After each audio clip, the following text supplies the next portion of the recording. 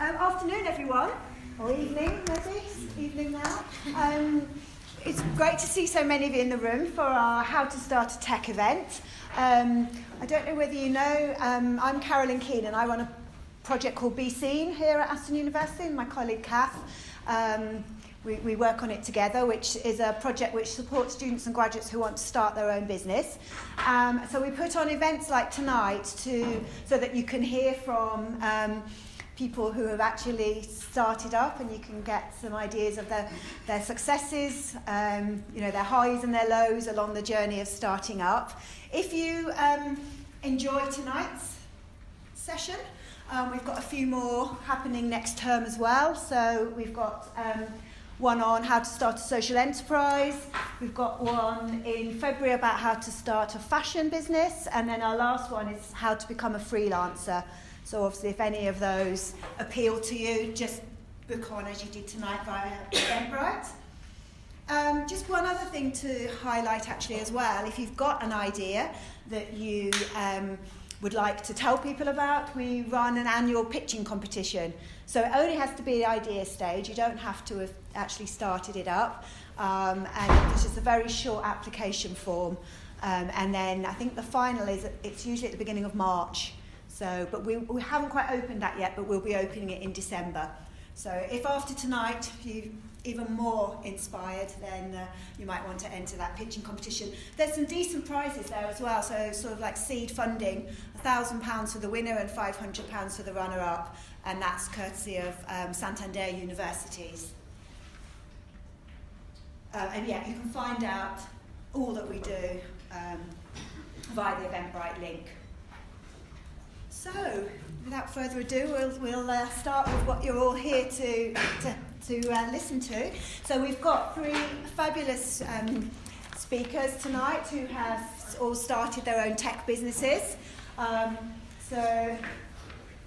quite sitting in there. Oh, you are actually, yeah. So from the far end there, we've got Rob Hall, as you can see, who's the founder of Wriggle. Anybody heard of Wriggle in the room? Well, you will by the end of tonight. Yeah, I have. I've downloaded it. So I won't tell you. I'll let Rob explain to you exactly what it's all about. And then also we have Jen in the centre, who founded Fluence. How many years ago, Jen? Coming up to 3. About 3 years ago. So she'll obviously explain to you what Fluence is all about. And then lastly we have Yiannis, who works in the building next door to us, iCentrum, and he's going to be talking to you about his business, HYVE. So I'll hand over to Rob. Would you like to kick us off? Yeah, sure. So just a little bit about, overview of business, how long it's been running, and then, perhaps a little bit about yourself, how you came to found it. Cool, sure. So I'm Rob Hall. I'm the founder of Wriggle. We've been running 4.5 years. I set it up in Bristol initially. We launched in Birmingham in September, which is hopefully the reason why none of you have heard of it yet. I've been doing a similar talk to this in Bristol over a number of years. In the first one, I did the same thing and no one knew it, and now the majority of them do, so I'm hoping it'll go that way here as well. But Wriggle is a mobile app that helps people discover and transact at hand-picked local restaurants, cafes, bars, street food pop-up. And basically we pick out fantastic independent restaurants, cafes, bars, and help get them customers through the door.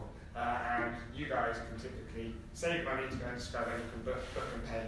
And basically it's the complete opposite of delivery, where delivery is delivering restaurants food to people, we're bringing people into local restaurants. And that's the business. Our core concept is the idea of the burger joint around the corner, and then on a day when they're going to have requirements, they can just hit a big button that allows them to reduce the price of their product and then get customers in. And the flip side for consumers is that you can be sitting here at your desk at the university at 11 a.m. and just when you're getting hungry, you'll get a push notification from places bang on what you like, because we'll start gathering the data about your preferences. And it's as cheap as a meal deal, and you can book and pay in a couple of taps. So we've been in Birmingham for around 2 months. It's going well. It's much our best city compared to where it's our 5th city. We're also in Bristol, Brighton, Cardiff, Bath, and Birmingham. We're now doing around 25,000 transactions per month. So we're getting there, but we need to sort of keep building that up and get ourselves nationwide.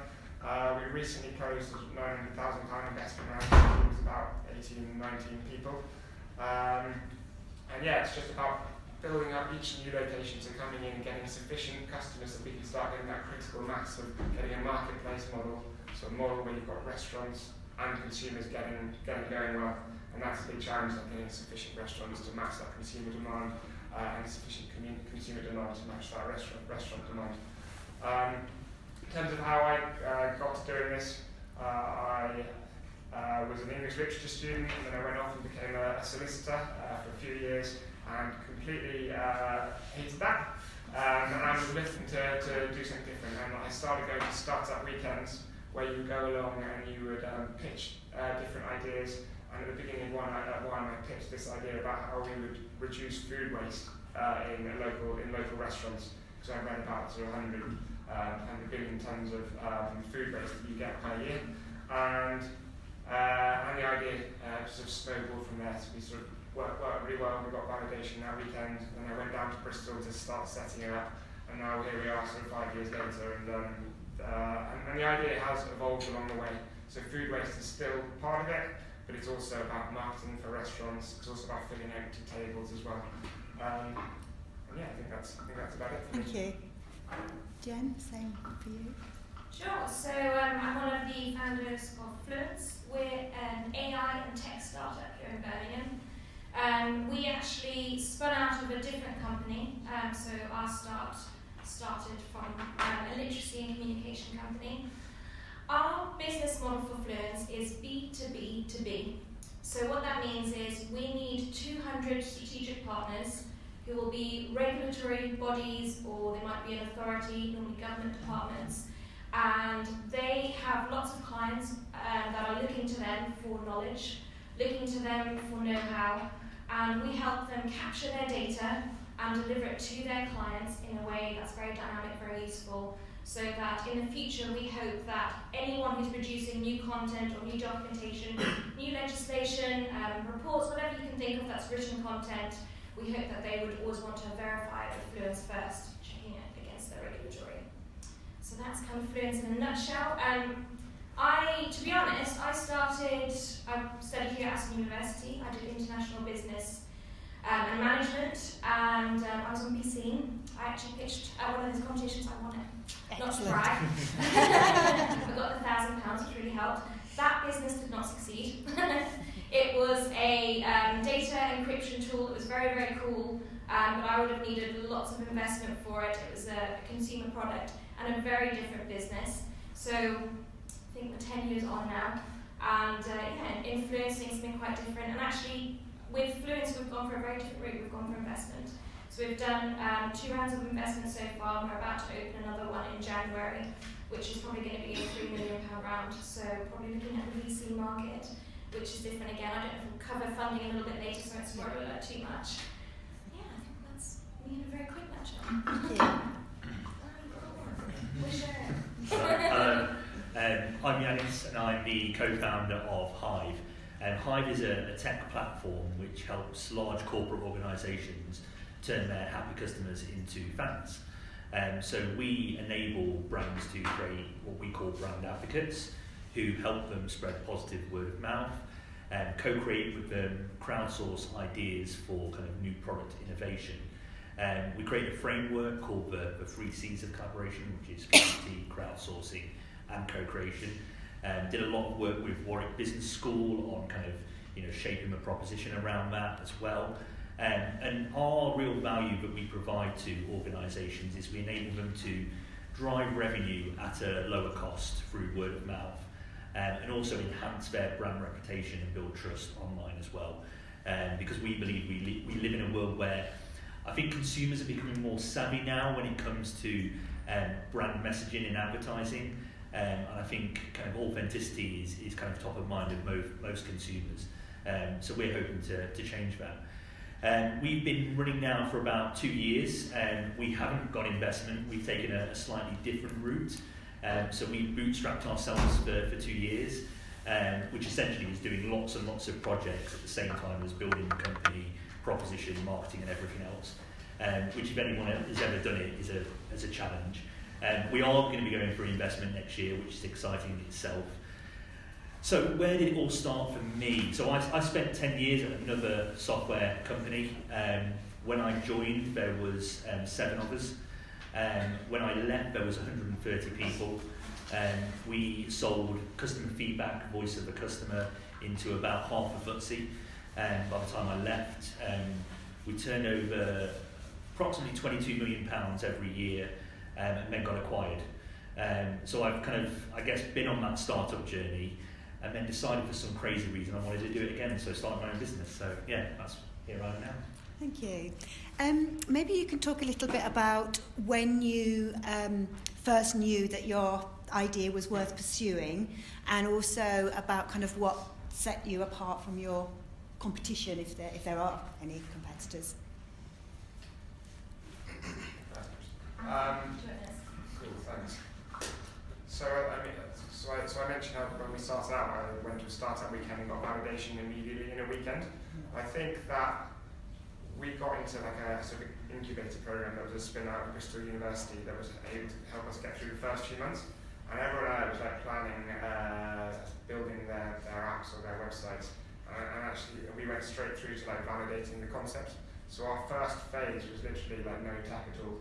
So we built, if you think we're a product for getting like last moment deals at great local places. So we had this website we set up where people could put in their email address. And we sort of spent a while on Twitter like sharing that and building up for launch. We had about 200 emails of people in Bristol. And then on day one, I knocked on the door of a really nice little Japanese place in Bristol, and they'd said they wanted more customers early in the evening on a Tuesday between 6 and 8 p.m. So we're all about sort of time targeting. And then day one, I just emailed 200 people saying, who's up to go to this place? There's this price for your sushi evening for £13 instead of 18. And I said, just email me back if you're keen. And 6 people replied saying yes. And they all paid me online, and I made up little unique codes and emailed them all. And they all went and had their meal, and then the next day they paid me. It was like a weird trust-based system. And that was, and I then took the cash out of the bank and gave it to the restaurant and had, I think I had about £6.50 left over. And that validation was like, the most important validation was like day one, 6 people went through the whole process without any tech, and then we kept doing that for 3 months. And we did it every few days, and by the end we had about 400 people who sort of eaten out around the city, and that was really like the validation that we needed. In terms of competition, I think it's an interesting one because by then Groupon had already existed, and so we had to be different, and it's weird because we had no tech, but I think that this is the idea of like the minimum lovable product rather than the minimum viable product. The minimum viable product is the minimum product you can release in the market. And I think that's moved now to you need to be the minimum lovable product. And I think that our lovableness was not because the product was actually any good, but because it was so like different. And we sort of struck a chord in being unique, and we were local, and we were working with local businesses. So I think it's sort of lucky happenstance that we'd come across this uniqueness. And I don't think it's like through like being smart or anything. I think it's just like lucky that we struck on that. Yeah. And how has it been? Now you obviously were in Bristol to start with. Yeah. Now you've moved to different cities. How did you use the same approach, but with the tech? No, by then we had the tech. Yeah. It's relatively easy to turn on a new location. Okay. The challenge is that you then need to like build up the consumer demand. So I think our big challenge in our business is the fact that we arrive in Birmingham, and as you can see, like you'll all be in our target demographic, and no one's heard of it, and you start again from day one. And until we're in 10, 20 cities, I doubt we'll get much cross-pollination between cities. Mm-hmm. So we have to like be really good at building up a new audience in a really sort of hyper-local area. Yeah. Okay. So how did you get the consumers or the businesses? So the business is directly proportional, so you put in this much effort, you'll get this many restaurants out. Okay. The consumers is difficult because we need to like break out of, we need to get to 10,000 really quickly, and without getting too technical, all our marketing channels, you sort of, you know exactly what you're going to get from like Facebook and Google, but you can't suddenly just get 10 times more. You can't, because at the cost we need it to be, you can't. Yeah. So it's the speed with which we can build it up is the challenge, I'd say. Okay. I'm trying to remember. That was so interesting. when you knew you had an idea that was worth pursuing, and it's kind of two questions, isn't it, as well, but what sets you apart from your competition? So because we were part of a different business initially, for us it was that we were looking to actually create a different product within the same business. We were providing literacy interventions through software in prisons and in youth justice sort of hubs. And we soon realised that, okay, it's great to get people up and running with the English language so that they can get into education, training or employment, but actually the next best thing is actually getting into a course that they would really like to do. So we were looking at bricklaying courses, just the driving licenses, actually that was a really popular one, and we started counting words. So we're kind of nerdy and we like to count words and frequencies of things, because we want to teach people what's going to be most useful to them next. So for every hour you learn, actually you want the first hour you sort of learn something to be the most useful, and then actually the distribution goes a little bit down after that. So it's still useful, but a little bit less. And then because we were busy counting lots of words, we started using a bit of tech to do that. Then we got an external development team, so we outsourced them to build something for us so we didn't have to keep counting. Then we realised there are other things that were really important in sort of the education space, and then it took on a life of its own. Then we got some early seed investment and realised this is no longer the same business. Spoke to the sort of other founders and decided to spin off. And that's when we realised it was something different. And because it was a little bit of an R&D company, we realised that what we were really good at checking was quality, and that's how we got into the regulatory space. And we don't really have a very close competitor. We do in that there's loads of business intelligence tools, there's a few forensic linguistic tools, so the most common one will be if you ever watch CSI or any sort of crime thing where they're detecting terrorism or any sort of detection. They sometimes use language frequency to figure out, is that the same person, or what kind of code are you sort of talking in, They might use the word Skype instead of bomb or whatever. And you can normally depict that they're talking about something they shouldn't be with the language around it. So we started really specialising in that field and realising that normal businesses that weren't necessarily trying to detect crime could really benefit from that same thing. So we kind of moved into space on creating a bit of our own sector in some way. Yeah, so I guess I was quite lucky really. So through the company I used to work at, I spent a lot of time with, I guess, what is now our target audience as well. And I kept asking one question. So we sold customer feedback solutions, and specifically something called Net Promoter Score. So Net Promoter Score, you probably don't know what it is by name, but you've probably all come across it. So it's how likely are you to recommend a friend or family member to this product or service? And lots of large corporate organisations get bonused on that, and they find it a really valuable metric. But what tends to happen is everyone focuses on the kind of 0s to 6, which is classed as a detractor, someone who is likely to leave the organisation. And through meeting a lot of people, I kept asking them, but what about the promoters? What about the people that are explicitly saying, we would recommend you? What are you doing with them? And 9 times out of 10, I get blank faces looking back at me. And you get the occasional kind of like looking around the room at each other going kind of, why aren't we doing anything with those promoters? Surely that's a kind of an amazing opportunity for our brand. So by doing that, I took it back into the organisation and said, look, we should really be doing something around this area. But we just didn't have the resources to actually deliver on it. We were focused on there, we were going through an acquisition, and then we got acquired. So I was like, well, I think I've already validated a business idea here, so and now I'm free to go and do some other stuff. So I created a company based on that. And then it's about kind of putting a proposition. So we, again, did not build any tech for about 12 months, actually. We did a lot of, I guess, consultancy around the subject matter, worked with a lot of organisations and got paid for it, and then validated that further to the point where we built the platform, and now we're running proof of concepts with people, looking at what will work and what won't work. And we've had some early wins, we've had some early failures, but that's part of the process.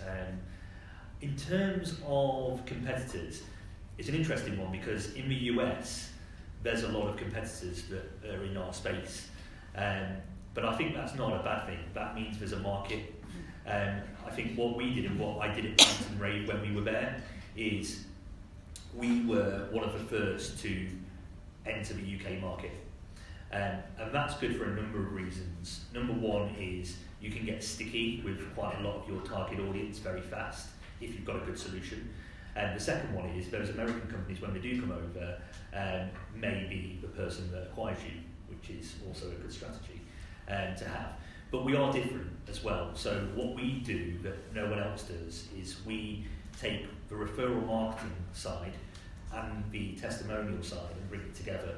So when someone is sharing a referral online, we carry it through the testimonial and attach it together. So you're enhancing the brand reputation as well as being able to acquire more revenue and new customers at the same time. Okay, thank you. Just a little bit on your customers. So who would you say is each of your target customer, and how, particularly in the early days, did you go out to reach them? Do you want me to go first? Okay. We knew that our customer was going to be someone who cared about quality because that's what we were able to detect.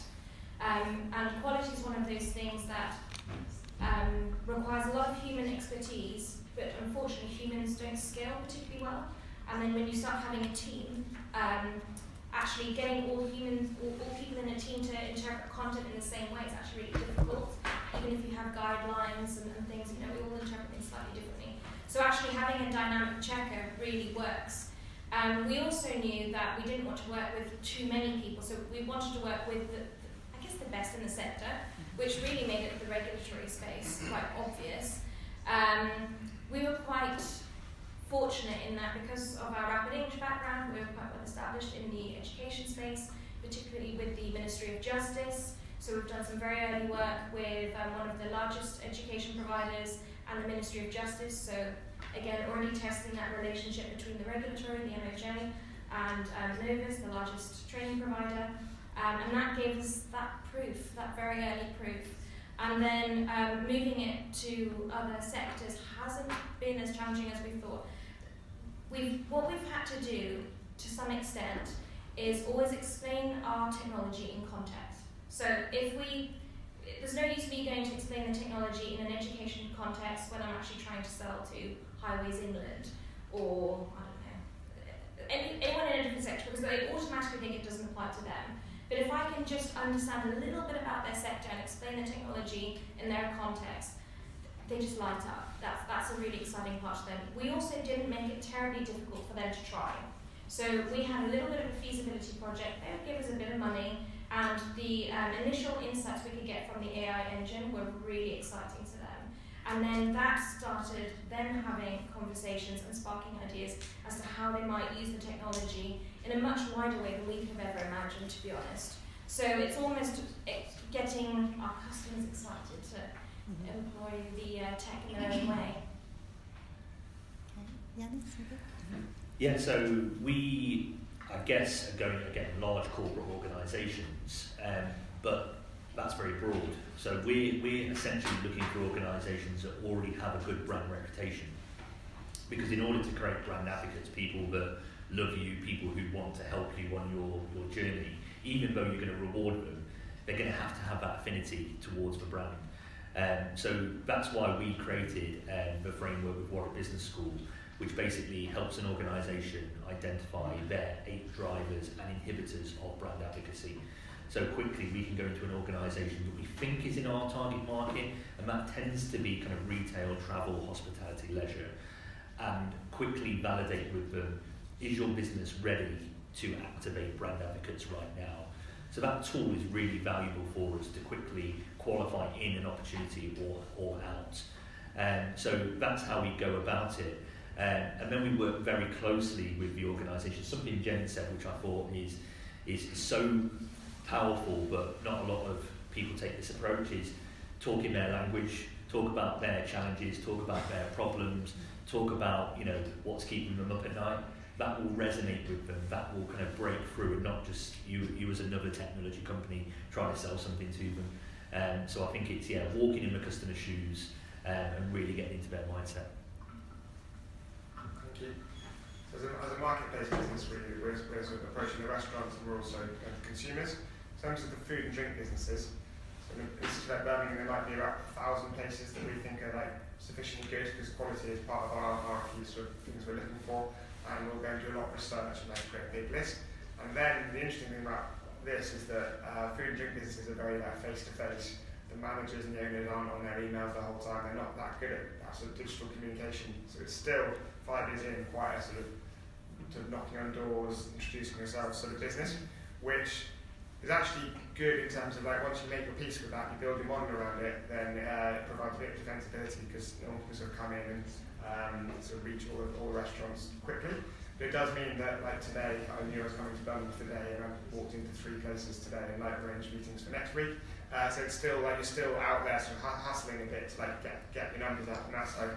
And then on the consumer side, our target demographic is, well, not target, but our main demographic is 60% 25 to 34, so sort of young professionals, and 20% sort of student demographic of 18 to 24. And I don't know to what extent that is led by our own bias of being that sort of age in the office, and actually I don't know whether we should be targeting a sort of older demographic, and potentially the way that we're doing it is leading us down to this bias, but because we can't afford with our sort of lifetime values of all our customers, because they're sort of spending, it's not like every transaction is worth huge amounts of money, it might be worth a pound per transaction. It means that we can't afford to do big billboard and brand campaigns and be on TV, especially since we're so local. So everything we're doing is very digital, so it'll be email, push notification, Facebook, Google Ads, and then a bit more of the sort of the organic stuff. So that's our referral system, because it's about eating and drinking out. So it's a very sort of sociable product. So if we can really get that working well, that's a big opportunity. Brilliant, thank you. So moving on a bit now to the finances. So you've touched upon it a little bit, but if there's anything further that you think would be of interest to how you've been able to fund the business, talk to a little bit about whether it's self-funded, whether you've got investment already or plans to, and maybe just a bit about how you found that process. Jen, do you want to start? Sure. We started off with grants, so we applied for money. We are first investors as a charity, so when we were still in the education space, particularly working with the Ministry of Justice, with where we were working, there was lots of money available to try things. I think that's a really great way of getting some initial proof of concept. And then with that initial proof of concept, we were able to get some seed funding from angel investors, so wealthy individuals who've maybe been there, done that, hoping to make more money. I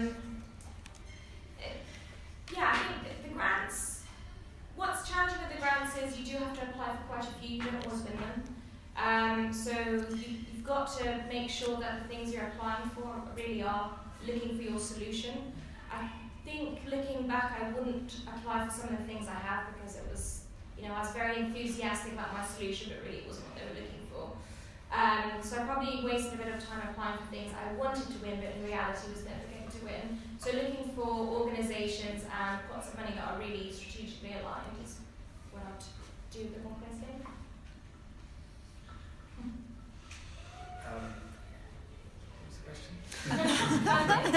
Funding. It's been a long day. So we were part of an accelerator process that gave us enough funding to launch our first version of the app. And then since then we've done a couple of rounds, largely angel investors. I think the most interesting bit about it, yes, we did a fair amount of crowdfunding as part of it. And so the equity crowdfunding, so the sort of crowdfunding where people are actually getting shares in the business rather than rewards-based crowdfunding. And I guess what's interesting about that is it's now moved to the extent that actually I feel like it's almost a bit of a sham crowdfunding. You pretty much have to go out and raise a lot around privately through sort of angel investors or the private wealthy individuals. And then right at the end, having got most of the investment, you put it all there, and then because most of that money is there, it makes the crowd follow one. So actually, it's no longer, I think it was when I started, it was a great way you could sort of almost do a whole round with a bit of private investment. and now it's got the stage where you need to have done most of the investment beforehand and then put it there, which is annoying because it isn't the option that you need when you're first starting out, which is what it used to be. But I think that's because consumers have become aware of yes, kind of not getting their money back. I think so. But also, when we first started out, they said, right, you've got to get 30% of the round committed privately, and that will be enough to get the bar moving, and then everyone will follow on. And now they said 50%, and now I think it's sort of 70 or 80, and yes. So it's sort of a bit of a hoax there. Yeah, so I suppose we've taken a slightly different approach. So we have, again, bootstrapped ourselves. So who's familiar with the term bootstrapping? A few of you, yeah. It's basically like hustling, I guess. So we were conducting projects for, basically myself and my business partner. I'm a marketeer by trade.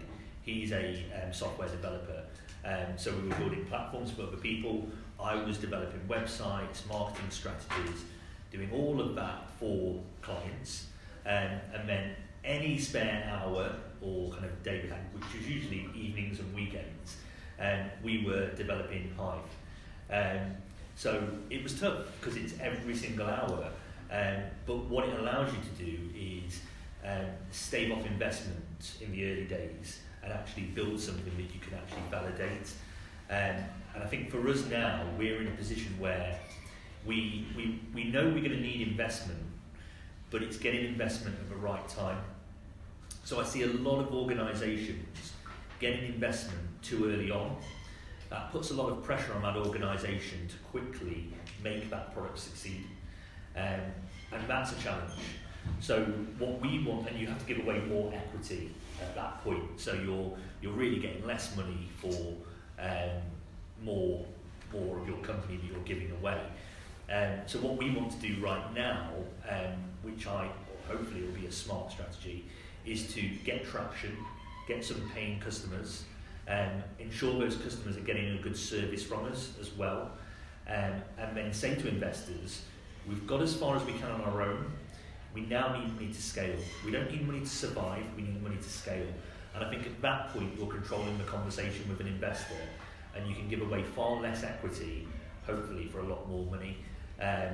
But there is no right or wrong way of doing it. I think my one piece of advice to people looking to start their own company, especially in the tech space, is don't invest your own money. Because I see so many people investing lots and lots of money in ideas that haven't been validated. They get seduced by people who tell them they can build them a platform or an app or whatever it may be, and frankly they're never going to work. So if you've got a good idea, you should be able to fund that through other means than just putting your own money into it. So that's one piece of advice around that. Thank you, it's really useful. You've touched on it a little bit, but can we talk a little bit about your team, if you've got a team, and maybe sort of tell us some of your experiences, either in the early days, but even now, of kind of building a team and making sure that you kind of get the right people on board. Yeah, I can start with that one. So at the moment in HYVE, there's two of us. So it's not, it's a team, I guess. Two people make a team, right? And that's really important actually, kind of, because starting up an organisation is a very lonely place. So you need someone by your side that you trust, that you can tell all to. That really helps in those early days. But I guess I can give more insight from when I used to be at a software company previously. So I had a team of 25, and I went from the one person in marketing and business development to leading a team of very enthusiastic people who were still a little bit raw in places, and that's a completely different thing. So I think in the early days I wanted to be the champion. I was that person with the ego that went, I want to do everything, I want to be that superstar. And then when you become a manager, it all changes, and you have to delegate a lot more. And really your job is to inspire that team and create superstars within them. And overnight, that changed my whole mindset when it came to what it was to be a leader and manage a team. And it's really about coaching them. It's about giving them the right skills, the right training, the right shoulder to cry on at times when things are going a little bit shit. So it's just really kind of coaching them through, but also empowering them as well. But I think empowerment is a word that gets bandied around a lot at the moment, and sometimes can be misused, and actually misused when it comes to actually executing it as a strategy within an organisation. So if you were to empower someone, if I was to say to anyone in this room, right, I want you to go and do this, that's great, but you're probably going to go and do lots and lots of different things and have a really cool time. I think with empowerment becomes responsibility as well. So it's about setting the right targets with your team. Say, I want you to go and achieve this, but I'm going to empower you to do it in the way that you want to do it. Of course, come back to me and ask me for advice, but it's up to you. And I think it's a brave thing to do, but based on experience, it does work.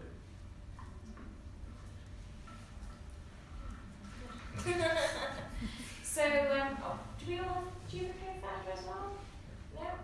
So, I'm a co-founder. I've done both. I've been alone in the business and I've now been a co-founder. I find having that sort of person in the midst of it with me quite useful. We've then been able to build up a team, so we're again lucky spinning off. We're able to take 2 extra people with us as well. So we didn't start completely from nothing, we started as 4. And then, to be honest, there's 9 of us now. And then with the next round of investment, we're meant to be growing to about 30 or 35. So I think that will be the biggest jump in a sort of 12 to 18 month space of time. And I think it's a bit bittersweet because we have a really nice team of 9. We'll all get on really well. We all have our different areas of expertise. Finding the different expertise has been interesting. And actually getting everyone really aligned with that vision. So getting everyone to really understand what it is that Fluence is going to do, where we're going to be. So we're planning on having an exit by 2025, getting people to understand that vision, getting people to buy into that vision. Is really, really important, especially the sort of first, I'd say, 10, 15, need to really believe in what the company strategy is going to do because they're going to be those champions. They're going to have the people, and very much like you were saying, like you actually need to have more than just one manager. You need to have lots of managers. So I feel like we're in that process now. We're building up the managers and all sort of, it's a very flat structure to be honest. So there's two founders, but we have like managers meetings, everyone kind of chats ideas about. I guess we do get the final say. I don't feel like I win very much, but it's a really great way to make sure that you don't just believe your own hype, I guess. It's making sure that you talk to the team who are building it, talk to the team who are out there, talking to the customers, dealing with the team who actually have to deal with all the complaints or whatever the struggles might be. So yeah, I think I'm sort of more at the beginning phase of that, I guess, with Fluence. So. How big is your team? So we're 18 of us, and we're pretty much split in 3 between tech and products, so building the app and the website, speaking to the restaurants, and then the third is marketing, so how we're like going to reach our consumers and the users in every city. And I guess we've been through a few stages in terms of like the development of the company. So the first year and a half to 2 years was like probably the most exciting phase. And everyone in the team was like straight out of Bristol University, and they were all interns, and none of us knew what we were doing. And we were just sort of learning on the go, and there was a real like attitude of like we could sort of do anything. And then we raised our first proper investment, and that's when you start understanding like you start getting people in who actually have done marketing for a number of years or have done sales, speak to restaurants, and suddenly you like see like the growth like stepping in. And now we're going through like the next stage, which is going like bringing people in with like real expertise in new areas, and suddenly like seeing what that does when you can bring in someone who's like really done market research and like interviewing customers to understand what they want and how that then leads into the product development, and that like gives everyone a boost. And I think the thing that I see the most is that the people who are like going to sort of really like smash it and keep on growing the company are those who really like want to learn continually, because it's just accepting where you don't know and just being like, I need to learn more in this area because that's the only way that we're going to take the company on. So you can either do that by you all learning yourselves and creating that culture, which we're sort of doing, but I don't feel like we're doing it enough. But I can see the ones who are, and I'm just trying to like bring that out. Or you just bring somebody in who just has done it already, and that's really valuable as well. Do you ever hire above someone that's been in the team for a long time? Or have you We've done that yet? We've just done that for the first time, and that is a bit of a It's a bit of a difficult one to manage, but yeah, so I feel like that's sort of a journey you have to start doing. We've done that once, and then we're about to do that a bit more, and I think that's interesting. It's difficult. We had that a number of times, as you can imagine, when you grow like to 100, 120. But what's really interesting is once we got a new sales and marketing director come in, and he brought with him, I think about 7 or 8 people from another organisation that he'd worked at.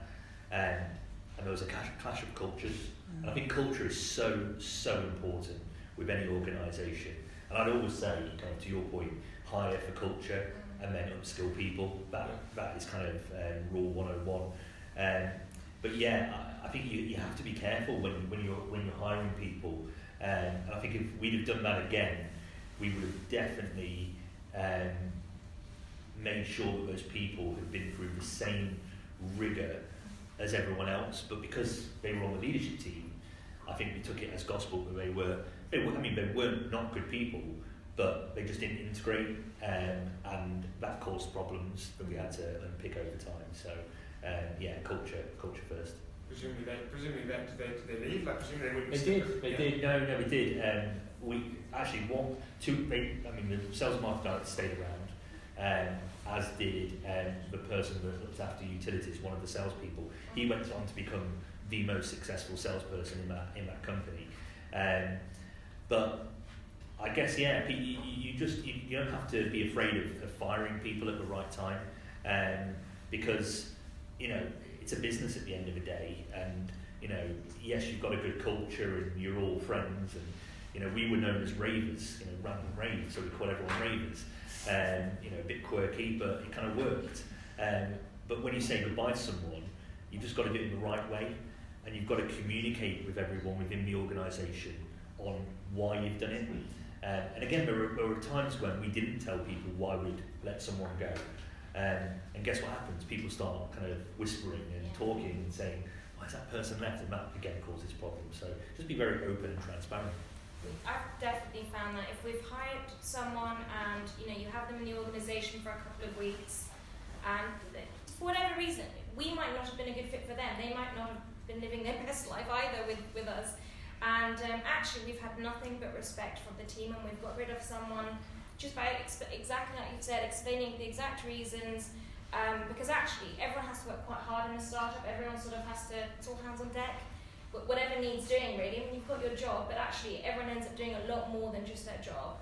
And if you have someone that upsets that balance, it causes a lot of disruption. And actually people really like that you respect their time, their talent, that you'd only get good co-workers for them. So I think that's really helped us actually. Yeah, I think fast. Absolutely. I think the one thing that again we probably, there's a lot of failures, right? When you're running a startup, you fail more than you succeed. But one of the things I think that we didn't get right quick enough was when you grow as a company, culture changes. Culture isn't a static thing, it's fluid, it moves. And we didn't embrace that. So we tried to retain a culture where there was 20, 30 of us, where we were all in it together, we were all working ridiculous hours. And then you bring people on who are alive to that culture, but may not may have different family commitments and things outside of work and all of that. And I think over time you've just got to accept that, retain your values, but the culture will change. Yeah. Could we focus a little bit on the tech in the business now? I get the feeling that are any of you the actual tech? No. So maybe you could talk about what that's like when you're founding a tech business, but you need to have technical people with the technical skills, and actually maybe just talk a little bit about the tech itself and how it works and that sort of thing. Maybe Rob, you could start. So I think if you're building a tech platform, finding your tech team to build it is one of the hardest things, because I know we outsourced it, so there are some websites where you can put forward big proposals, and then people from around the world, so some from like Russia, China, India, Ukraine, they're all pitching their proposals, and people will reply, and some people say, oh, I can build this for you in 3 months and it will cost £40,000, and then a guy will come back and be like, I'll build it in a week for $1,000. And that sounds really tempting, but you know you're going to get something that just doesn't work for that. And how do you know who is actually good and who's pulling your leg? And the only way you can actually do that is by having someone who actually knows what they're doing to help you do it, because there is no way that I could do that. So we were lucky in that our accelerator incubator program had us a tech person who helped us interview, and we got these guys in Russia who built our first product for somewhere in the middle of those 2 price points, and that worked well, and that got us to the stage where we were able to raise investment and get our first tech team in-house. And again, the same guy helped us interview again, and that's been really good. I would still say for me, it's probably the one area that I can't get my head around as a founder. It's the one area where I'm going to my head of marketing and my head of B2B and going, what's happening here? And then with tech, it's the one area where I felt it's all shrouded in he can just say stuff to me, and I just sort of have to go with it, and that's really frustrating. But sort of unavoidable until I guess I have a CTO who can explain things easily. But he's been fantastic to get us to there. But I think he likes hiding everything. He gets his way on all the decisions by telling me that it's not possible if he doesn't like it, but if he likes it, it's like, oh yeah, we can do it straight away. I feel like his job should be just to tell me straight and then give me his opinion afterwards, but I don't think that quite happens. Thanks, Rob. So yeah, I mean, we the two of us, 2 co-founders. My co-founder is a software developer, so that does help. But it is the trust element of it. So I worked with him for 8 years at the other company. So as we kind of both left, we kept in touch, talked a lot. He was a good communicator. So I think with any kind of technical person, they need to be a good communicator, especially if they're going to become a CTO. And we do a lot of it together. Even though I'm not technical, I'm still involved in the prototyping, kind of the idea generation, speaking to customers and bringing kind of problems back and working them through together. I'm not sure that's possible when you start to scale as an organisation. In fact, I know it's not. But in the early days, it's good to have that person next to you who can quickly prototype something or create something or change something. So that's been really, really beneficial for us. But I know that you need that translator. You need that one person that can sit in between the business and commercial and the technical team, especially as you grow. And again, one thing we got wrong when we grew as an organisation is we moved the technical team to a different building. So they felt isolated, and there wasn't that integrated approach to, we're all in it together. So I think, again, as much as possible, keep your team together, keep them communicating, run stuff like town halls where everyone can voice their opinion, and really come up with ideas on anything in the business, whether that's finance, operation, marketing, all technical, really, kind of create that culture of idea generation. Our tech relies on, I guess, 2 different types of expertise. So we've got the actual techie coding part, which we actually use several languages for. And then we've got the actual linguistics, so the forensic linguistics side. So my co-founder is very good at that side, the forensic linguistics. And we outsourced, so actually he was able to code something in one of these building block software development type things. So he wasn't really coding, he was dragging boxes here and there, and was able to get some of his ideas across to then go out to a company who did develop a very basic product for us that looked a bit better. And then I'm actually in a very fortunate position that my dad is the ex-CTO of 2 spin-out companies from a company called Compaq. So we soon realised we were going to have to hire really smart people in our team. And he came on board to help us interview for those positions, so we needed the same. He still does a lot of our AI algorithm development, so that's really cool. The team loves having him round, so it's a bit weird having my dad round. But he's kind of got the credentials that gets the tech team very excited. So we've been very fortunate with that.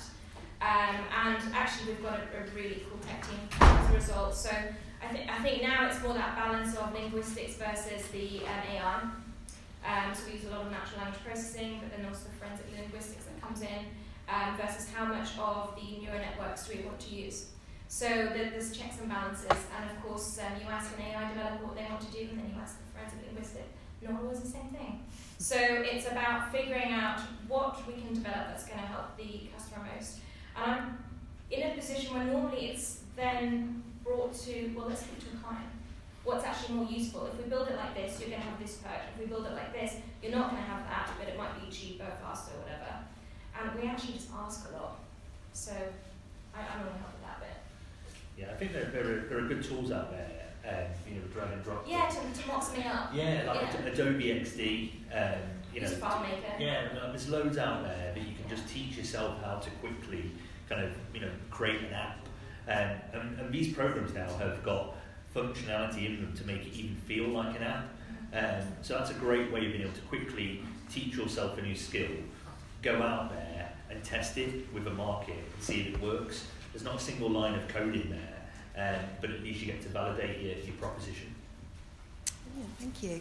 So can you each tell us some of your biggest successes along the way? What you're most proud of? It was difficult. I always find it to tell you. Yeah, I think I'm most proud of the team, to be honest. Building a team we have with a cool office in the jury quarter, really proud of the team we've managed to get around us, really proud of what we've achieved with very little resource.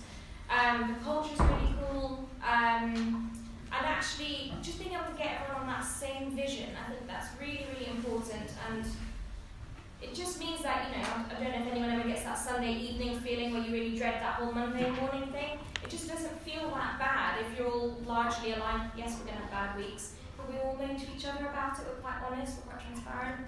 And I think we've just got that nice balance where, we're playing chess over lunch, but then working a bit later to get this thing done for one of our important clients. We kind of get excited when something doesn't work because it means we've got to figure it out.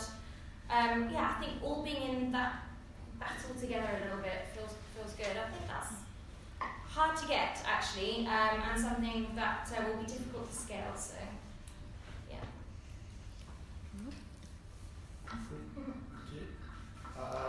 I'm pleased to be still doing it 4.5 years later, and have got generally I'm glad that we've got to where we are. There've been a couple of moments as well. I think it's almost like not having made mistakes in vital moments. So I'm pleased that the way we did our launch process, when we did our test, happened. So that was a good decision. I think we rushed. So the next one was actually our worst decision. About 6 months into launching, we then rushed straight to London, and then the decision to pull out relatively quickly afterwards meant that we stayed alive and actually just focusing on getting it working in the cities we're in. So we'll come back to London down the line. So I think that was sensible. And I think there are things like closing a funding round where you just don't think it's going to happen, and then by hook or by crook it does. And that's one of the things, a bit like finishing your exams at university, and you think, we've done it, we're through. And then, sure enough, like a month later, you're boring about something else, so you then move on. But they are sort of small wins. They're good wins along the way. Yeah, I think same success, but we're still going. I think someone said to me recently, failure is nothing to be ashamed of, because every business at some point fails. Even businesses that have been around thousands of years, could fail tomorrow. And I guess that frames your mind in a different way and go, actually, I'm really on it. As long as you believe in what you do, and you're passionate about it, and you're executing to the best of your ability, I guess it's all relative. But I think that the biggest success was probably one outside of the company. So I launched Birmingham Tech Week in July, and it was meant to be a very small thing, and I used the HYVE methodology to launch it by surrounding myself with, I guess, advocates or ambassadors who could spread positive word of mouth, build a community, collaborate and crowdsource ideas from that community. And this was meant to be a very small initiative, which was like 5 to 10 events taking place in October. And it ended up being 68 events, 5,000 people. It got government backing. But I was proud of the Birmingham tech community for coming together, in absence of really collaborating before. But also, again, the team that was with me on that all brought into the vision, but also executed on it as well. So I think anytime you see your team sharing your vision and executing on it is a successful point. And on that note, is there plans for next year, or is it too early to? There is, yeah. I'm still recovering. Yeah. Yeah, but very so. It's a week commencing October the 12th next year. Okay. And we're hoping for it to be bigger and better. Yeah. So you think there's that? Well, do you think that demonstrates that there's a thriving tech scene in Birmingham? Yeah, I think there is. I think there's always been one there, but it hasn't really. It's very sporadic. There's a lot of kind of siloed mentality in Birmingham. So I think that this is probably the first time we're starting to see those kind of green shoots of collaboration where people are willing to work together. And I think when you're in the tech space, collaboration is such a key thing for any business, whether that's building kind of, partners or working with people on different initiatives. It's such an integral part. So hopefully, I think the jury's out because we saw everyone come together during that 1 week. But for me, success is seeing it happen regularly. Yeah. And I think that's the acid test, really. Sure, yeah. Okay. And then obviously the opposite of your biggest success, could you maybe talk about some of the biggest challenges that you've faced along the way? I've got a really simple one. I once sent an email out where the first name and last name was the wrong way around. That did not go down well with found it at all. So I think you make mistakes all the time. But that one I'm always reminded of because I don't know. It was what I was very early on in the company, and I got a bit of a rollicking. So that's always stuck with me. I've never made that mistake again, by the way. But I always get kind of nervous when I'm pressing that kind of send button on that email. I think everyone does. But I think I think one of the things that I always struggle with is I'm an ideas person. So I love creating ideas. I love that kind of big vision thing. But then I hate actually doing it. So I'm really bad at that. So I've learned over the years to surround myself with people who do like the detail, who like organisation, who like kind of doing stuff. So I think that's how I've got around that weakness. I'm a little bit of a control freak, and I guess when you start a business, it's your baby, right? So I think when we were initially, even though I think the team's my best achievement to a certain extent, I think one of the things I didn't do so well early on was delegating sooner, letting people do it their way. You get people on board with the right experience. Maybe sometimes not, maybe they're straight out of uni. We've had some great interns who we've then ended up hiring, and actually just trust. Just trust that you've interviewed people, you brought them on for a reason, you've needed help, let people run with their ideas. I really haven't regretted doing that since. But early on, it's very hard to let go of it a little bit. Actually, I think giving up some equity in your business is really hard for me. I wanted to fund the whole business through grants, but I couldn't keep applying for those. I think giving up some of that, and maybe part of it is don't take on investment too soon, but also don't wait too late. I came close to a failure last August 2018. We went out for investment far too late. We thought, we had it in the bag, we thought it was going to turn around quick. To be fair, we had identified the investors, but then summer happens, right? August, no one's around. and I hadn't really counted on that. And it got to the point where I wasn't sure how I was going to pay everyone next month.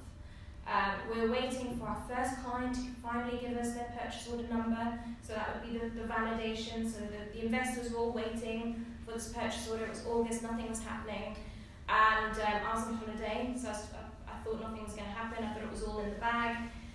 So I actually ended up having to come back, knock on doors, make things happen, and thankfully everything worked out. But that was a close call. So it wasn't an exact failure, but I wouldn't do that again.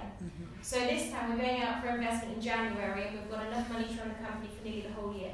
So I've played it very differently. We had one today where we've got a big proposal in with a kind of national brand, and I got an email, well, a LinkedIn message from the person we've been dealing with saying he's been made redundant. So that's good. But I think it's one of those where we've still got engagement within that organisation, but it's going to make things tougher. But it's Is the worst. That's every day you get things like that. Is the worst when someone when your point of contact, your ambassador in that it's hard. It's hard to remember. There's just there's so many. I guess you get so ingrained like fairly stuff.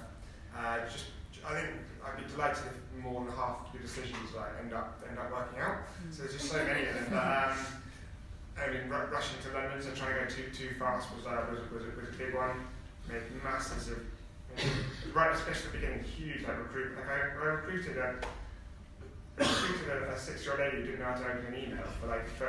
She didn't know how to answer her emails, and she was great. She loved local restaurants, and then her job was to be a remote worker and do a lot of email based for a tech company.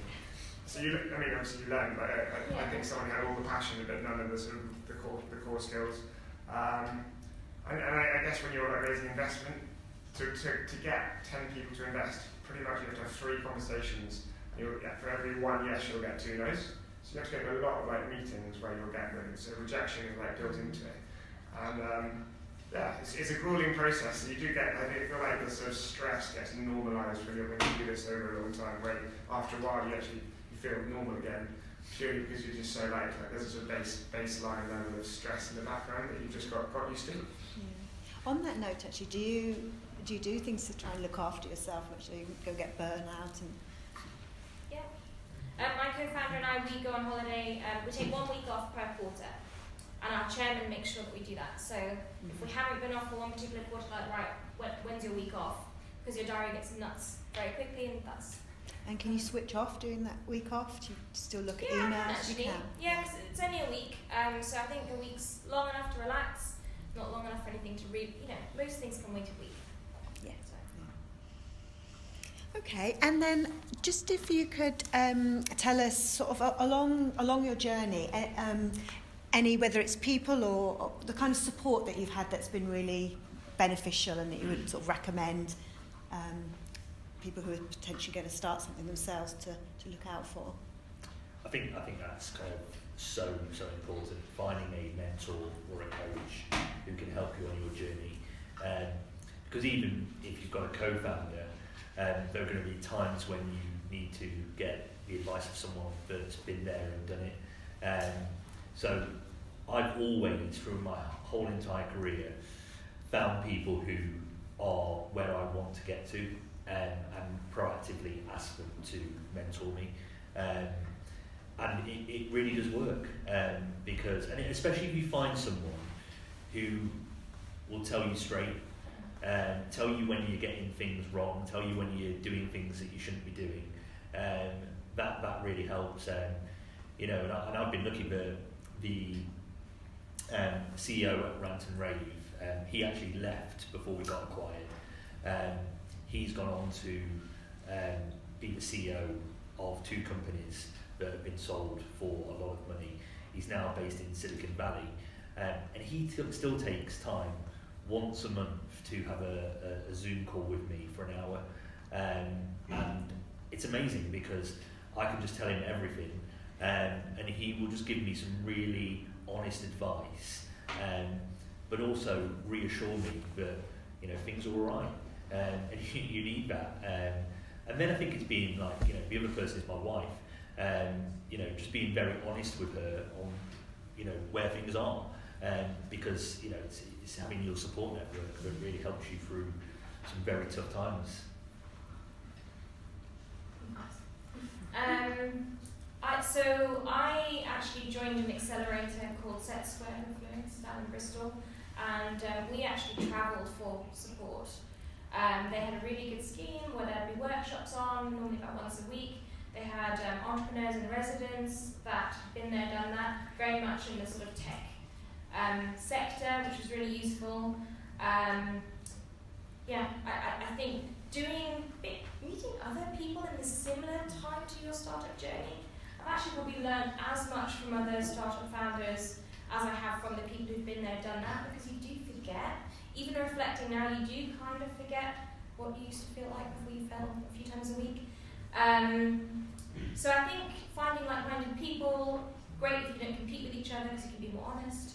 And even with my previous businesses, so like I mentioned, I joined something like BC and I did the pitching competitions. I've always found sort of finding, a group of like-minded people. Okay, you're all doing different businesses, but you can appreciate where you're at. You can understand sort of the ups and the downs. Someone to cheer for you when things are going well, and someone to, go and drink with when it's not.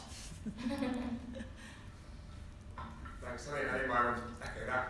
My girlfriend's definitely put up with a lot of shit and just tell me she's our designer, so she's at the company, but the amount of times that she hears me going on about stuff in evenings or in the middle of the night, or wake up and ask her a question about something.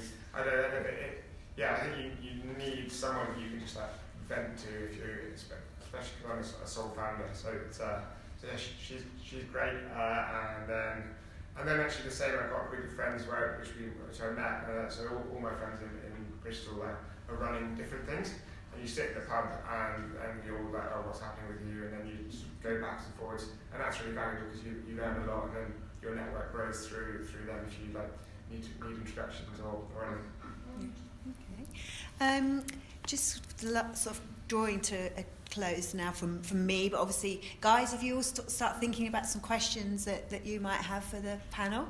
But if you were to give everyone in the room sort of one piece of advice, if they were thinking of starting up a tech business, what might it be?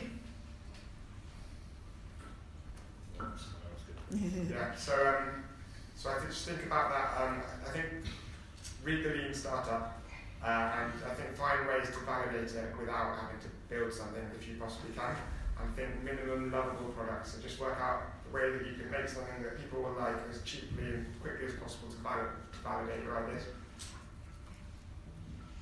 Yeah, I'd probably echo that, to be honest. So I think finding people who want your solution, so not people who you think want your solution, but really, so get that grant, get someone to say, yes, I'm going to give you some money to build this, don't spend your own money. I did that with my first business. It's a really bad idea, just got to lose debt. I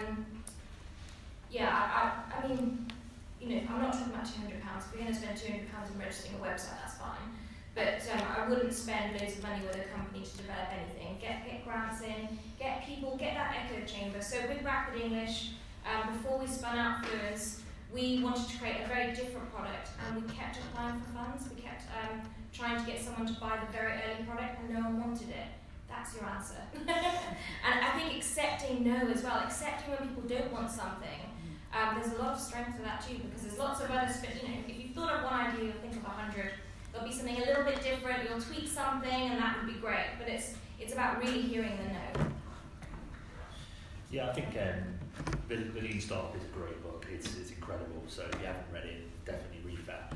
And I think just kind of spend a lot of time reading in general and just learning and obsess about problems. I find too many people who want to create either a tech business or a business in general based on passion or love for something, which just doesn't have any problems. Start with the problem, obsess about it, validate that there is a problem and a need for a solution, but never start with tech. Never, ever start with tech. A tech business is just, I think every business in this day and age is a tech business. So it's about, starting with the fundamentals of problem solving and then understanding how you're going to reach your target audience. Thank you. So do we have some questions? Yeah. John? Yeah? Yes, you? How do you decide how much to pay yourselves? Good question. Whatever we can, I guess. We decided on what we could live off, I guess. What was it? Minimum viable salary, I guess. But yeah, I think it's about understanding what you can comfortably live off. But there were times, and there has been times where we haven't paid ourselves a salary, and I think you have to be prepared for that. But sometimes you're just going to have to make sacrifices. Running a business is all about sacrifices. So it's a difficult one. We started off just continuing the salary that we got from Rapid English, so that was kind of already knew what we could pay ourselves. And then my co-founder and I went for a stint of about, I think it was close to 6 months, being on the lowest salary we'd ever been on just to pay our mortgage. And that was all before that, that investment round. We kind of knew that we hadn't allowed ourselves enough time, so we really had to put everything back. You can't really ask your team. I mean, you can try and ask the team if they want to take less salary, but as the founders, it's you're the first one to lose out on money. I mean, if you want to earn a lot of money quickly, I don't think starting a tech business is the way to go. It really is for the carrot at the end. I guess initially I just fixed an amount that was enough to survive, so it was sort of like £1 grand a month. And then once we raised investment, I think now my salary is a function of you raise your investment round, and then you look at your business plan and who you need in the team to get there, and then you sort of just work out what you can get based on. It's more important to get all the talent in, so I'll keep my salary low, and there's about 5 people in the team who earn more, just because that's important to have that structure where you can then have the team you need to deliver it. Now I have seen friends or people who started out with us, and they would give themselves a large portion investment, and they live the life they want to lead. The company's not really going anywhere, but they're good at raising investment and keeping on paying their salaries. So there are ways to do that if you want, depending on how you want to structure it. Okay. How much equity do you have in the business, and how do you know how much to value your business when raising investment? So now I'm down to around 45%. So that's because we've done a number of investment rounds, and each time there's a slight dilution. And I think sadly it's just the nature of the sort of business we're in. It needs enough capital to get it going with all the tech and launch into new cities. I'm hoping that we can sort of break that cycle. So a large amount, how much do you value things? So they're valued at 5 million, and it's really difficult because it's a bit of a sort of finger in the air thing. So it has now got to a stage where we can build a genuine model. We go, right, here's how much revenue we made last year. We can do a 6 times multiple on what we're going to earn in a few years. But there's still an element of producing, you can sort of paint a picture in a variety of ways, and when it comes down to it, you paint a credible picture that when the investors ask you how you value it, you can give a reasonable answer. But it always comes down to what are you willing to give your company away at, versus are they willing to give you the money, and that's where there's movement. So you have to take a reasonable punt. I think when you're first starting out and you don't have any value in the business because you haven't sold any, then at that stage you probably look at the market and say companies of our stage are raising at this level, therefore we think it's reasonable to do this, and just try and create a considered answer so that if someone asks you, you can back it up. I'm very similar answer, to be honest. So the way I figured out our valuation wasn't by any sort of revenue multiple. I think when we raised investment, we made 40k, so not that exciting. I went on to, is it called Crunchbase? There's a website where you can go in and have a look at what other companies have raised. So I put in some SKUs like AI and NLP, and then I looked at just UK businesses because don't bother looking at the US, it's totally different. And then if you actually do that, you go onto Companies House, check out some of the PDFs they have to have on there, and you can kind of figure out how much stake they've given up. And I actually just put that into our pitch deck. I put in, well, this company, we think about this. I just told people how I figured it out. How much equity do you have in your business? I've got about 30. We've got 100% equity, but because it's 2 co-founders, it's 50-50 right now. That's not going to last. But it could do. I mean, actually, the company I was at previously, Ransom Rave, never gave away any equity. The founder kept the majority of it and then gave us all share options. So I think that's a great way of incentivizing people to be on board with you, because as a tech company, especially a startup, you're not going to be able to offer the same salaries as your Googles and Amazons of this world. So you have to have different types of perks. I mean, another perk that we had is we travelled around the world. So every time we get our bonus as a company, we go to Miami, Vegas, Barcelona. It was great. I was like being back at uni for 10 years. But I think that you've got to create that right culture, and obviously it was based on a lot of hard work to get there in the first place. It's about the conditions though, when it comes to valuation. So Ransom Rave sold for £45 million. 6 months later, a competitor of ours, based in the States, sold for $8 billion. It was the second largest tech acquisition in US history. What that would have done to the valuation at that point, who knows? But it's not even worth thinking about, and I think everyone's happy, so that's it, it's all relative. That's probably the point. You don't want to get too greedy. It's like happy days. I think that we at the moment our business is valued at around about £1 million, and that was done through, we are on the National Express incubator, and they offered us some money, but we decided against it because we felt it was the wrong time when we were giving them too much equity. But at least we have a valuation now that we can use.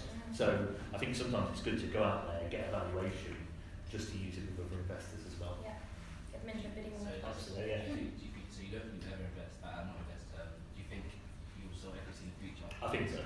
Yeah, I think so. I think one of the things that we didn't do at Ransom Rave, so the reason we were 45 million, 8 billion over here, is we didn't get investment to scale fast enough. So we could have probably got, you never know. But I think that was an interesting, something Jen mentioned, there's a right and a wrong time to either get or not get investment. And I think for us, I want to go hard or go home.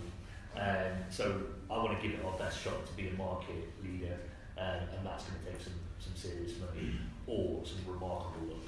But I'm pretty sure it's going to be Any other questions? Yeah. Oh, yes. I actually have two questions.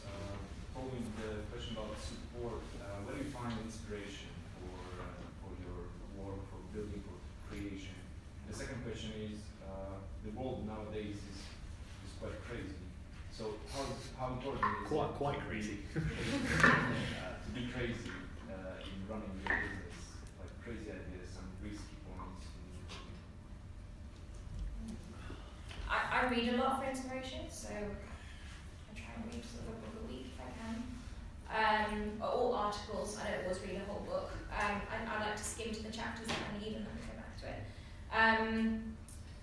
And then in terms of being crazy, I think you do have to be a little bit crazy to start a business. It's not that obvious a choice. I could probably go out to the market and get 4 times my current salary. So I must really believe in what I'm doing, right? Or crazy. So I think the way you balance that is, yes, a little bit crazy, but then I have some very logical reasons why I'm doing what I'm doing.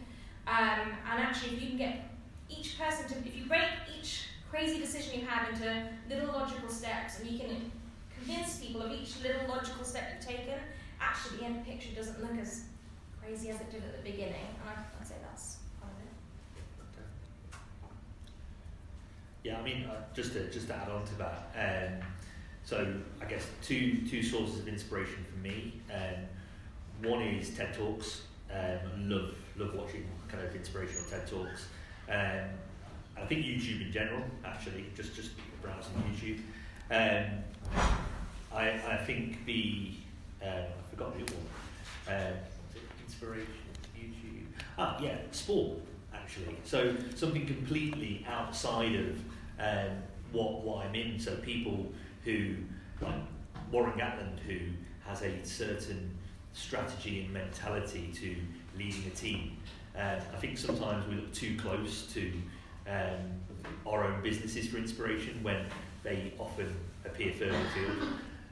But yeah, you definitely have to be a bit mental to start your own business. And I think that's good. I think encourage people to, you know, it's not so much being crazy, but come up with wacky ideas, but also be prepared for a lot of them to fail. But you only need one crazy idea to work.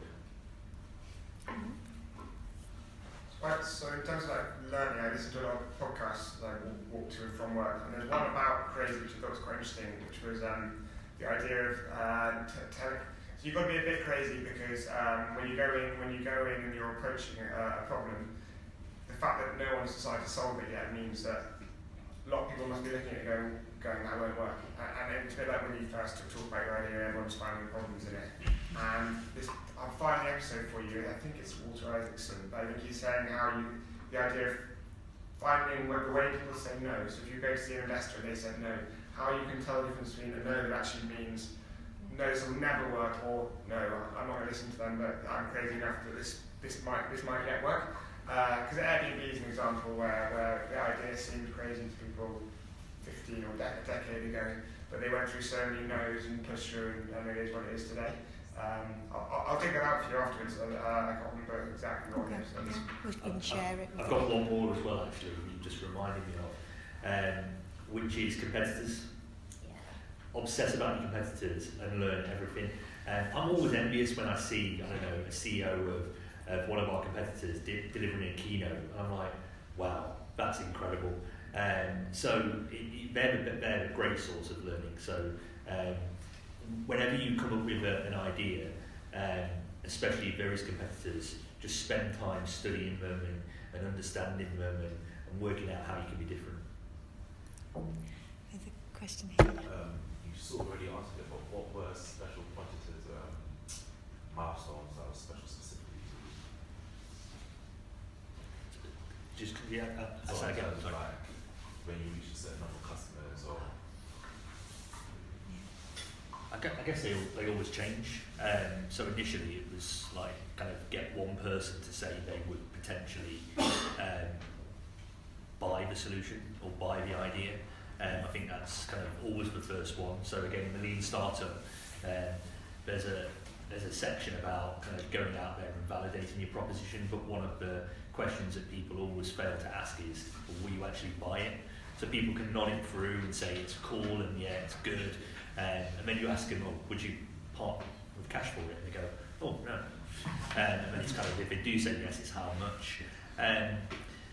Yeah, I think they always change. It's setting self-realistic milestones and making sure that you can achieve them, especially when you're going for investment. Actually, I've been told that a lot. You know, tell an investor you're going to do something and then do it and go back and tell them because you win their trust.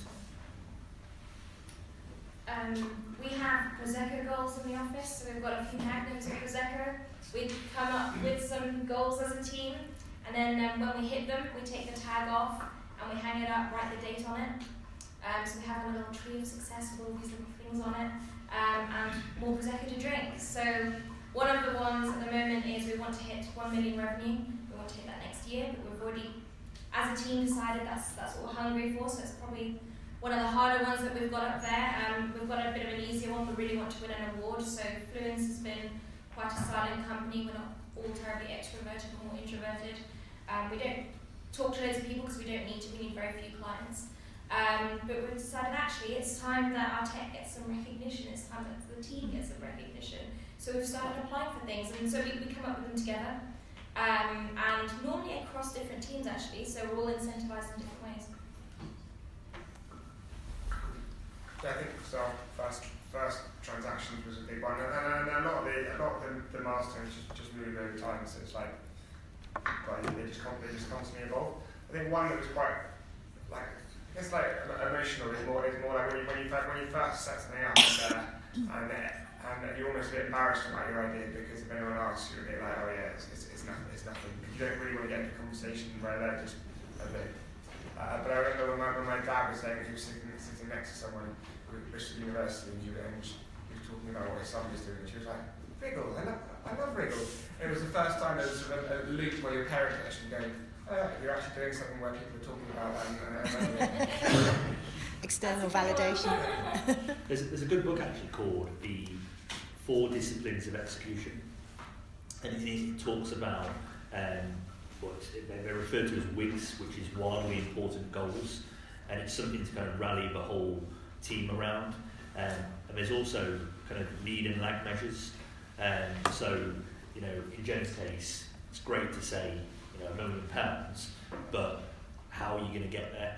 What are the kind of little stepping stones? What are the things that you can go, actually, we're getting closer to it?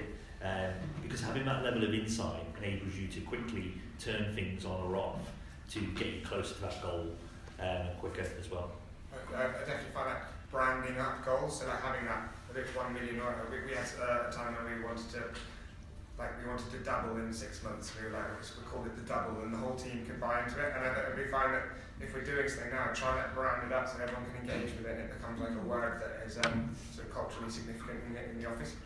Yeah, we started doing the Prosecco stuff because we realised we registered our trademark, and we'd invested quite a bit of money in getting our trademark registered, but we'd also had some pushback from another company who's using a similar name to us but in a very different field, so the struggle was real. And at one point we weren't going to be Fluence anymore, which everyone was very upset about, but then we got the trademark in, and you know what, we forgot to celebrate it.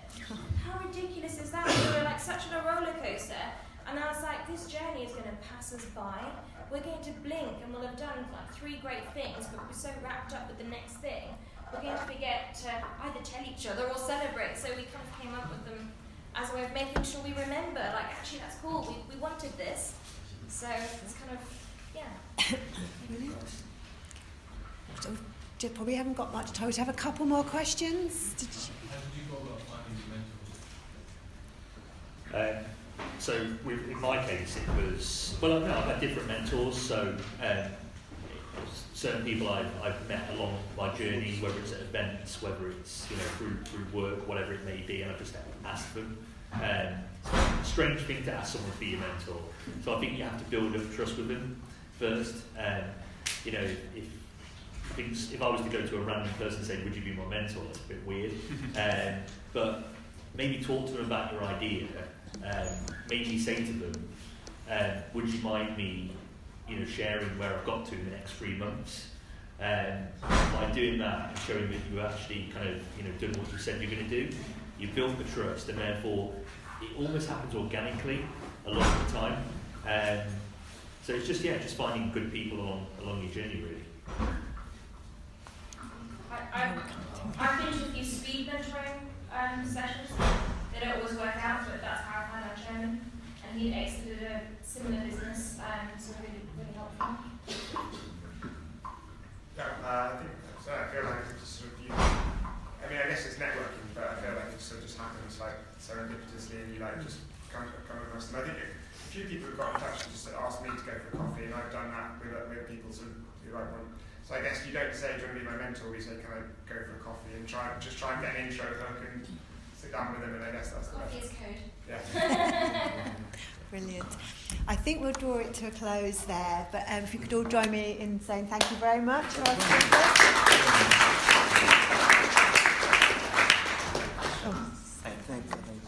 Okay. Thank you ever so much.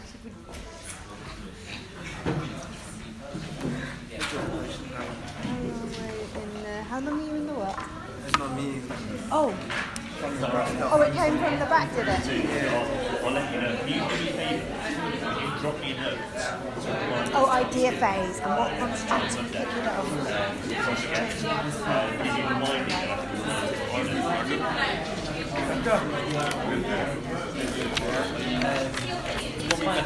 Thank you. You run this? Yes. Yeah, so I'll ask questions. Okay. I run the fund as well.